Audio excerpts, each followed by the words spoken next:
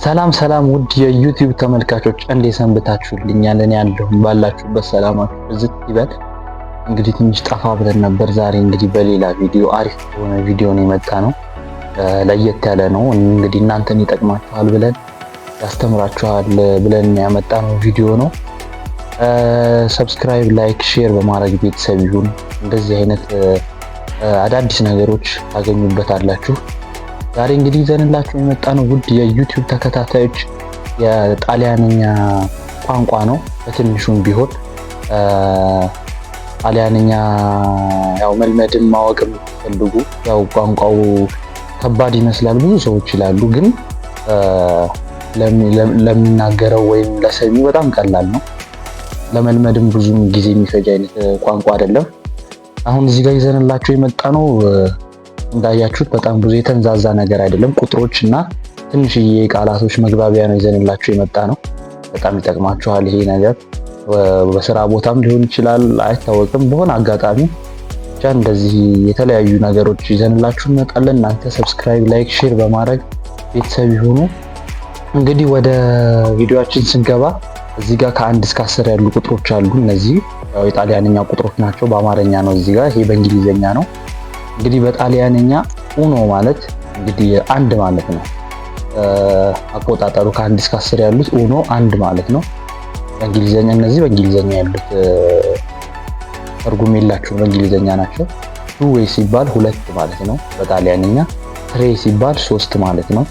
ኳትሮ ሲባል 4፣ ቺንኩዌ 5፣ ሴይ 6፣ ሴቴ 7፣ ኦቶ 8፣ ኖቬ 9፣ ዲኤች ደግሞ 10። ያው እኛ ሀገር ላይ ዲኤች ምናምን ይባላል አብዛኛው፣ ያው ከዛ የመጣ መሰለኝ። ያው ዲኤች ሲባል ዲኤች አይደለም በጣሊያንኛ ዲኤች ነው። ዲኤች ሲባል 10 ማለት ነው። እንግዲህ እነዚህ እንደምታዩቸው የጣሊያንኛ ቁጥሮች ናቸው። ከ1 እስከ 10 ያሉት ኡኖ፣ ዱዌ፣ ትሬ፣ ኳትሮ፣ ቺንጉዌ፣ ሴይ፣ ሴቴ፣ ኦቶ፣ ኖቬ፣ ዲኤች ማለት ነው። ከ1 እስከ 10 ያሉት ናቸው። እንግዲህ ውድ የዩቲዩብ ተከታታዮች እዚህ ጋር ደግሞ አነስ ያለ መግባቢያ ናቸው እነዚህ፣ ወይም ሰው በዕለተ ህይወቱ የሚጠቀምበት እንደ መግባቢያ ማለት ነው። ቪኒ ማለት እዚህ ጋር አሁን ና ማለት ነው። ና ወይም ናይ እንደማለት ነው። ለሁለቱም ይሆናል። ቫይ ደግሞ ስትይ ሂድ፣ ሂጂ ማለት ነው። ይህም ለሁለቱም ይሆናል። ቪኒ ና ወይም ናይ ትላታለህ፣ ትያጅታለሽ። ቪኒ ቫይ ሲባል ደግሞ ሂድ ወይም ሂጂ ማለት ይቻላል። እዚህ ጋር ደግሞ ያው ጧት ወይም ማታ የምናደርገው የቃላት ልውውጥ ነው። ቦንጆርኖ ሲባል ደህና አደርክ ማለት ነው።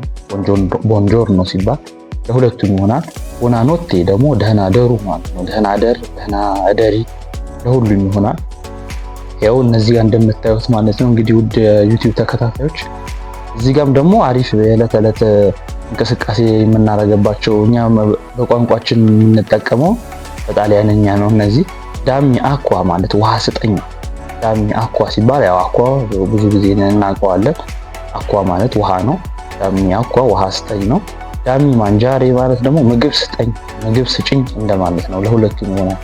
ምግብ ስጠኝ፣ ምግብ ስጭኝ ማለት ነው። ዳሚ ማንጃሬ፣ ማንጃሬ ማለት ምግብ ማለት ነው። አኳ ደግሞ ውሃ ነው። ዳሚ ስጠኝ ወይም ስጭኝ ማለት ነው። ኪየሪ ማለት ደግሞ ብርጭቆ ማለት ነው። ኪየሪ ብርጭቆ ማለት ነው። ታቮሎ ጠረጴዛ ማለት ነው። የመብያ ጠረጴዛ፣ ጠረጴዛ፣ ታቮሎ። ካኔ እዚህ ጋር ደግሞ የእንስሳት ናቸው። ካኔ ውሻ፣ ካኔ ውሻ። ጋቶ ደግሞ ድመት ማለት ነው። እዚህ ጋርም ደግሞ